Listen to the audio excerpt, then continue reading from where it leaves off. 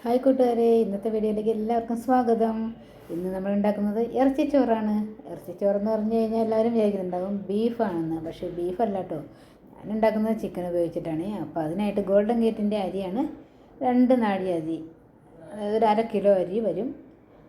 ആ അരി എടുത്ത് നമുക്ക് വെള്ളമെല്ലാം ഒഴിച്ചിട്ട് ഒരു 10 മിനിറ്റോളം കുതിരാനായിട്ടൊക്കെ വയ്ക്കാം. അപ്പോൾ അരിയെല്ലാം നമ്മുടെ കുതിർന്നു വരുന്ന സമയം കൊണ്ട് നമുക്കിതിലേക്കുള്ള മസാലകൾ, ചിക്കൻ എല്ലാം റെഡിയാക്കി എടുക്കുക. അപ്പോൾ നമ്മുടെ അരിയൊക്കെ റെഡി ആയിട്ടുണ്ട്. ഇനി അതിലേക്ക് വെള്ളം ഒഴിച്ചിട്ട് കുതിരാനായിട്ട് വയ്ക്കുകയായി. അത് കഴിയുമ്പോഴേക്കും നമുക്ക് കുതിർന്നൊക്കെ വരട്ടെ. നമ്മുടെ ചിക്കനൊക്കെ എടുത്ത് വെച്ചിട്ടുണ്ട്. അപ്പോൾ ഒരു 1/2 കിലോ ചിക്കൻ ഉണ്ട്. അത്രയും തന്നെ ചിക്കൻ എടുത്തിട്ടുണ്ട്. എന്നാലും ടേസ്റ്റ് കൂടുക. പിന്നെ ഒരു കഷ്ണം ഇഞ്ചിയും വെളുത്തുള്ളിയും പച്ചമുളകും എല്ലാം കൂടി നമ്മുടെ മിക്സിയുടെ ജാറിലേക്ക് അങ്ങോട്ട് ഇട്ട് കൊടുത്തിട്ട് നല്ലപോലെ അങ്ങോട്ട് ചതച്ചെടുക്കാം. അപ്പോൾ അങ്ങനെ ചതച്ചെടുത്ത് അതൊക്കെ റെഡിയാക്കി വയ്ക്കാം.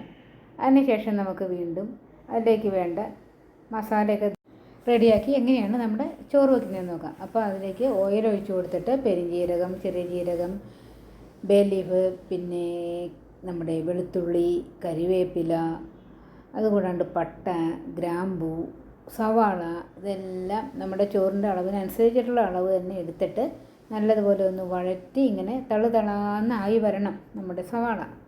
ആ സമയത്ത് നമുക്കിതിലേക്ക് എന്താ ചെയ്യേണ്ടതെന്ന് വെച്ച് കഴിഞ്ഞാൽ നമ്മളുടെ ചിക്കൻ റെഡിയാക്കി വെച്ചിരിക്കുന്നത് അതിലേക്ക് ഇട്ട് കൊടുക്കാം. അങ്ങനെ ചിക്കൻ ഇട്ടിട്ടും കുറച്ച് നേരം കൂടി ഒന്ന് ഇളക്കി കൊടുക്കാം.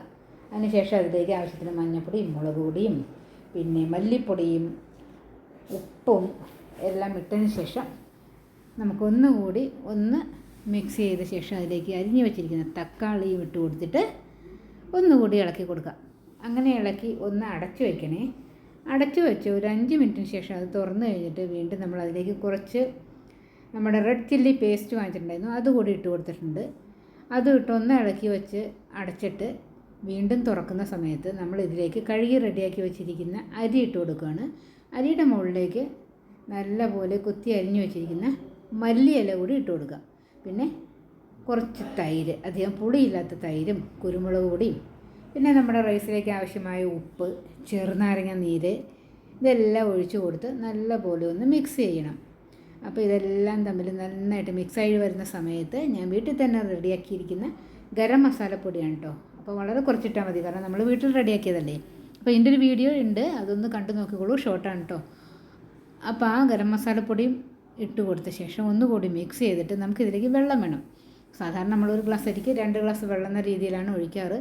പക്ഷേ ചിക്കൻ ആയതുകൊണ്ട് ചിക്കൻ വെന്ത് വരുമ്പോൾ കുറച്ച് വെള്ളം കാണും. പക്ഷേ എൻ്റെ ചിക്കനിൽ വെള്ളം കുറച്ച് കുറവായിരുന്നു. കാരണം എന്താണെന്ന് വെച്ച് കഴിഞ്ഞാൽ ഞാൻ ഫ്രീസറിൽ വച്ചിരുന്ന ചിക്കൻ ആയതുകൊണ്ട് തന്നെ കുറച്ച് വെള്ളമൊക്കെ വലിഞ്ഞു വരുന്നു. അപ്പോൾ അതുകൊണ്ട് തന്നെ ഞാൻ ഒരു ഗ്ലാസ്സിന് 2 ഗ്ലാസ് എന്ന ലെവലിൽ തന്നെ വെള്ളം ഒഴിച്ച് കൊടുത്തിട്ടുണ്ട്.